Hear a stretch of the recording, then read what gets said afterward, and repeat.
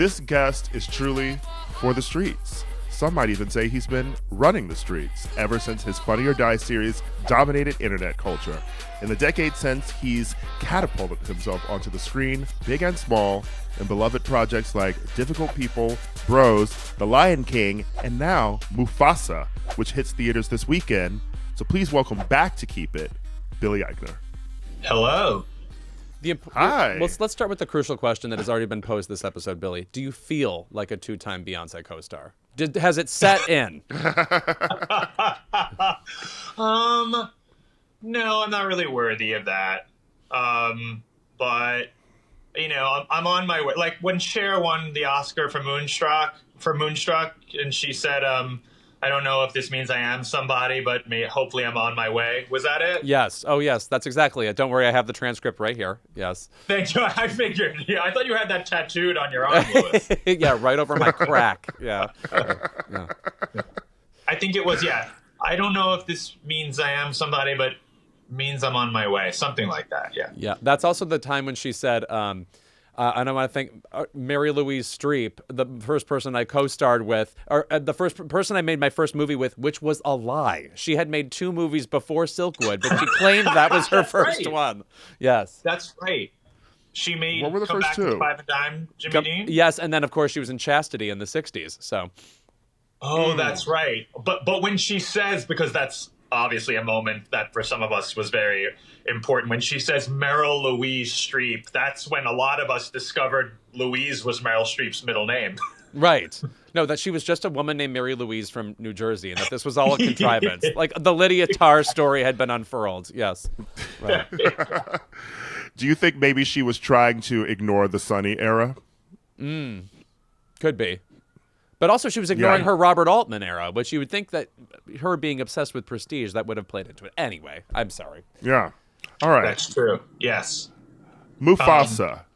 Mufasa. I will say, though, let's get back to Cher, Sure. which is really what we're here to talk about. I just did, I don't know when we're posting this, but I just taped Kelly Clarkson's show, and which I think will air on Friday, the December 20th, which is the day Mufasa comes out. But on the show, I was talking with Kelly about how much I love her duet with Cher on DJ Play a Christmas Song, which is the Cher Christmas song. Yes. And then they re-released it with Kelly, and I got Kelly to sing it with me on a video. Oh, my God. Which is like the greatest thing that's ever happened to me. It literally just happened, so I'm like still reeling from it. Well, also, speaking of singing in Mufasa, you get a moment of song, and people will be acquainted with the fact that you can sing for real. I assume that this was a moment of catharsis for you, letting your public know that this is a part of your repertoire.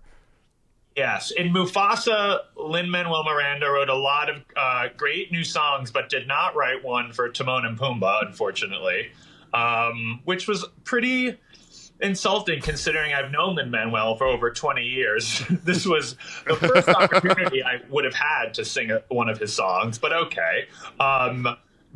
Yeah, we still managed, Seth Rogan and I managed to squeeze in a little song that we improvised in the recording booth, and then they left it in the movie. But when in the 2019 Lion King, I did get to sing for real. And you are right, I really leaned into that moment. You've never seen a happier gay person than when I was recording, like, Timon's 2 verses of Can You Feel the Love Tonight? I mean, I felt like I was like, you know, Barbra Streisand in the putting it together behind the scenes recording session, you know, like in my head only, of course. But yeah, I did really enjoy that as a former musical theater major. Yeah, I actually was talking to Lynn about one of my favorite moments in the movie, which I'm sorry doesn't involve you. But That's I okay. asked him if the moment where Mufasa is having like a little romantic moment in the snow and his brother is watching, I said, "Were you doing All I Ask of You from Phantom of the Opera?" And he said, "I've been waiting for someone to notice my Phantom of the Opera moment." Oh, yes. I didn't even notice that. Yeah. You're so right. Yeah. No, Lynn did a great job. Now, what There's is your some sweet bangers in there. Now, tell people you do have a long past with Lin-Manuel Miranda. Detail this for us. Why do you know this person? this person. I think he won the Tony Award for being this person. What was I going to say? Yeah, this is just one of those weird New York stories. But after I graduated college, I grew up in New York City, and then I went to Northwestern, studied theater there, and then went back to New York right after. And not long after that, I had friends of mine who knew Lin-Manuel and Tommy Kail, the director Tommy Kail, who directed Hamilton and now has gone on to direct many things, Fosse Verdon, and I think is directing the live-action Moana, which comes out next year, I believe. But at the time, no one knew who any of us were. They had just graduated college, too. I think they went to Wesleyan. And I needed a black box theater to perform in, or some little theater when I started writing my own comedy. And Tommy Kail was running this little black box theater that was in the basement of the old drama bookshop, which has since moved. But there was a little black box theater in the drama bookshop, and I had mutual friends with Tommy. Lin was performing there. I think that's where Lin did one of his first workshops of In the Heights, the musical he wrote before Hamilton.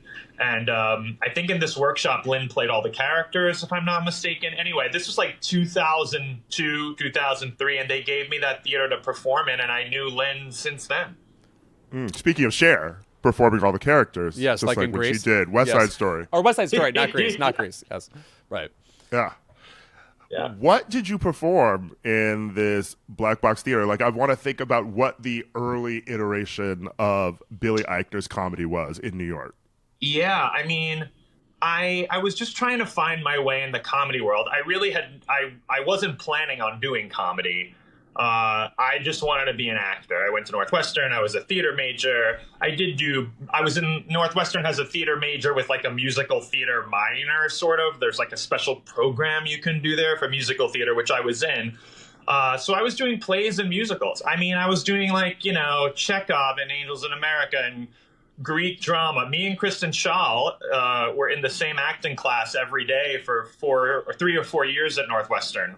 And we did like Greek tragedy and Shakespeare together, if you can picture that. No, Kristen Schaal and I did Agamemnon and Clytemnestra. I am not kidding. And we did it sincerely. Oh, holy shit. Well, but I mean to yeah. say, before I forget, I don't think I've ever said this on this podcast. There is a Ted Hughes translation of that, Agamemnon, Clytemnestra, where Clytemnestra has the best fucking lines of all time. Like, we use the phrase a lot. Wait till you see some of these lines. She is on fire. I hope you did that translation. Yeah, I hope we did too. It's the first time I've said the words Agamemnon and Clytemnestra in some time. But yeah, so I was just an actor. I thought I was going to go. I grew up in New York. My parents loved theater. I saw a ton of theater, and that's really all I wanted to do. I just wanted to do off-Broadway plays. I wanted to do like Nikki Silver plays and Richard Greenberg plays off Broadway, and that's where in those days you saw actors you knew were gay, right. and had thriving theater careers. I wasn't thinking about how much money they make or don't make. I was just like, oh, I could be a work. I don't see a lot of myself on TV or in the movies, but I see gay men all over the theater, in the audience and on stage. And so I thought that's where I was headed anyway. So then I graduated, couldn't get an agent. Couldn't get arrested. I was in the online. It was like hundreds of actors waiting to audition for some regional theater production of like Brigadoon or something. And I kind of just looked around, and this was after a couple of years of doing it. And I just got the feeling that this was not going to be my way in. That I wasn't going to make it this way. I wasn't the hottest actor. I was like I said to myself, I was like, I bet a lot of these are good actors. They're very pretty. They're talented. I bet a lot of them can sing well. Like, how do I differentiate myself? And then that's when I started to think, oh, maybe I'll write for myself. Maybe I'll lean into comedy because people in school had told me I was funny, when I would be in a funny scene in a play. But I hadn't really written for myself yet. Anyway, I'm sorry to go on and on. But I eventually started writing a live comedy show for myself, which was like a 90-minute sketch comedy show that I did with Robin Lord Taylor as my sidekick. And it was like a late-night talk show, but on stage. was like my version of what Conan or Letterman would do, which is the show that I did in that little black box theater that Lin-Manuel was performing in. It was called Creation Nation, and we did it for a couple of years, and that's where the Billy on the Street persona started to develop over time. It wasn't there right away, but I noticed that the more angry, like irrationally angry I got about pop culture or entertainment, the audience loved it. And I started to make the Billy on the Street videos for that live show. And that's the show I did in that theater. Sorry for this very long Armistead Maupin-like tale of my life. There you go. Robin Lord Taylor, people don't know, maybe most famously played the Penguin on Gotham. And he, in the early versions of Billy on the Street, was holding the camera, right? That's absolutely true. Yeah. So that live show, Creation Nation, we were doing it for about a year or two, and then I was developing this character that was getting angry about Hollywood. And I said to my friend Jamie, who was directing the show, I have an idea. What if we take it outside? What if I forced people to deal with me, like made people talk to me about the Oscars or, you know, Kate Winslet's choices or whatever. I was doing that month. And then so Jamie was sometimes behind the camera. And then when Jamie couldn't do it, Robin was behind the camera. And in the very, very, very first few videos, Robin is with me running around because he was my sidekick in the show. He never spoke to the people. He was just kind of with me. Mm-hmm. He was basically my straight man in the show, quote unquote, straight man. And then we kind of realized that, yeah, you know, it was just my thing. And from the very first time we showed a Billy on the Street video, which was September 2004, we projected it onto a screen at a little live show that we were doing of Creation Nation. The audience loved it. And that's over 20 years ago. So it's really crazy, you know. I love that. And I'm also very excited, speaking of Robin, to see him and Brandon Flynn in Kowalski. That sounds great. Too.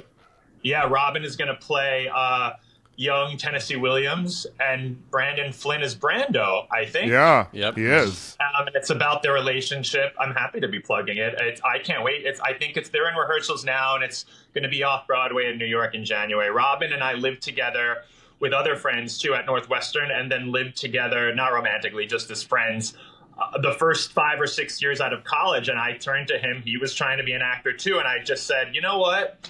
We're not doing much. I'm going to try writing something for us. I didn't know if I could write at all. I just said, what's the worst that could happen? If it's bad, we won't do it again. And that's literally the show where Billy on the Street started. You know, it's I don't know, it's just strange and great. What's your relationship been with, you know, you had Billy on the Street as a formal TV show for a long time, and it comes back in these little episodic moments, and I know because I write for them. You do? Yeah. Like, as you do it, like, all these years later, do you feel like you can jump right back into it? Is it something you have to psych yourself up for? Do you feel you've changed in a way? Like, where are you with the Billy on the Street brand and how you perform it?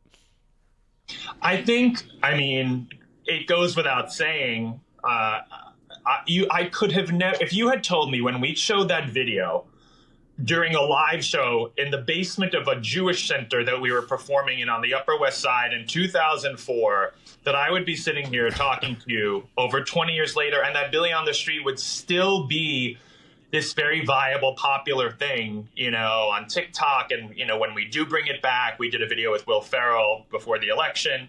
I mean, to say that I wouldn't have believed you is like the biggest understatement. So I love the show. I'm super proud of it. It makes me really happy when someone comes up to me or someone writes something nice about it. And I'm so grateful for everything that it changed my life, obviously.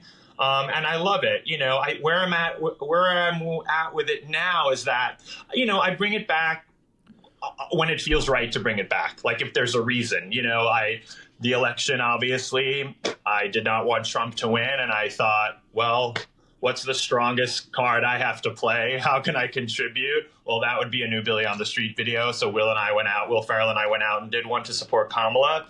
didn't quite work in terms of her winning, but I was proud to do it. And the reaction to the video when it came out was pretty awesome. It was very, that was very sweet. So I'll bring it back, for special occasions. I think where I'm at right now is trying to get back to who I was at Northwestern in a way 25 years ago, to get back to like that young person in theater class who just liked doing lots of different things. And that doesn't mean I don't love Billy on the Street, because I do. It just, you want to branch out. You want to keep challenging yourself. So that's kind of where I'm at. Mm-hmm. I want to ask, too, even about those early days. It seems so commonplace now, especially me living in New York. I specifically avoid the places where TikTokers have their little microphones and are asking people, what are you listening to? But you were doing that in 2004 when it was still unusual to be stopped by someone with a camera, How did that feel in that era?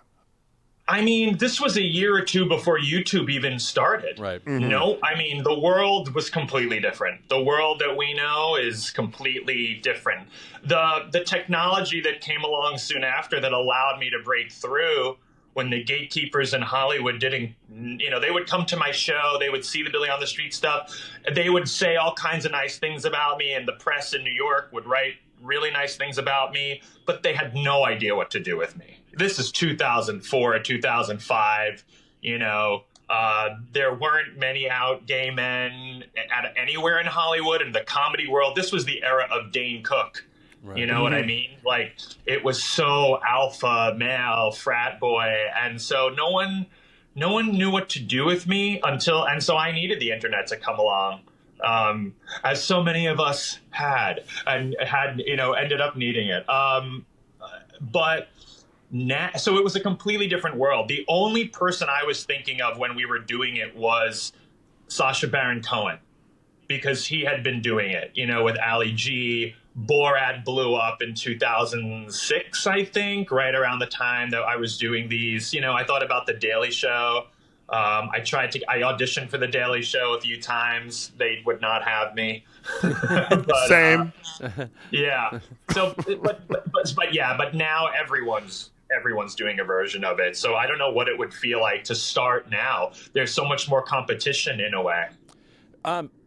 I don't think we talked about this last time you were here, but talk about collaborating with Seth Rogen as you performed the VO for this movie, because I saw some behind the scenes footage that appeared like it really was a comedy collaboration. I think of like the VO artists as completely cut off from one another. They would never be recording at the same time. Like, plenty of people who do VO on a movie only meet at the premiere, for example. But here it looked like you guys got to be together from the jump and stay together. Yeah, that's something we discovered when we did the 2019 movie with Jon Favreau. It was his idea to always have us together, which, when you think about it, Timon and Pumbaa are a comedy duo, and so it makes sense. I don't even know how we would do it separately. But normally they do these movies, and like it's exactly what you said. And the truth is, even with Mufasa, I met Blue Ivy for the first time at the premiere, even though most of my lines with Seth are directed towards her character, but when it comes to Seth, to Timon and Pumbaa, we're always in the room together. Jon Favreau in 2019 encouraged us to improvise, and some of that made it into the movie, but that movie's a remake, so there wasn't that much leeway. We had to stick to the beats. Mufasa is a completely original story, and so Berry Jenkins, who directed Mufasa, really encouraged us to lean into the improv, go off script, and a shocking amount of it made it into the movie, which is kind of, crazy when you think about it. It's like Seth and I are there in a booth together, making each other laugh like we're on stage at like UCB or something like that. And then it gets animated over the course of years, and then all of a sudden someone's watching it in China. You know what I mean? Like, it's the way Seth puts it, and I think this is a smart way of putting it, is that they've managed just for the two of us to carve out something that feels very raw and spontaneous, almost like a late night talk show in the middle of a hyper produced, Disney epic. So it's cool that they've found a way to do that. Because I think you can feel it when you watch the movie. Mm-hmm. I thought Berry did a really lovely job with it, and I just want to commend you on the film. And lastly, I guess, ask as we wrap up, you also have the distinct honor of being, one of the few white people Berry Jenkins has directed. True. So what was that like? Yeah. I said to Barry the other night, I was like, Barry, I really hope we get to work together again, but I know that's probably unlikely. If Beale Street could talk about if Beale on the Street could talk, how about that? Lewis, you should have saved that. I know, damn it. Now you Okay, put it away. you can put that in the pitch when you try to work with him again. Yeah. You're so right. I feel very, very lucky as a rare white man who got to work with Barry. He's so incredible and so smart and just a very lovely, elegant, wonderful guy. Not too many elegant people walking around anymore. That's a pretty rare term these days. That's why it sticks out. Honestly, that's why it sticks out when you're with him, especially in Hollywood, and everyone's so thirsty and sweaty, including me a lot of the time.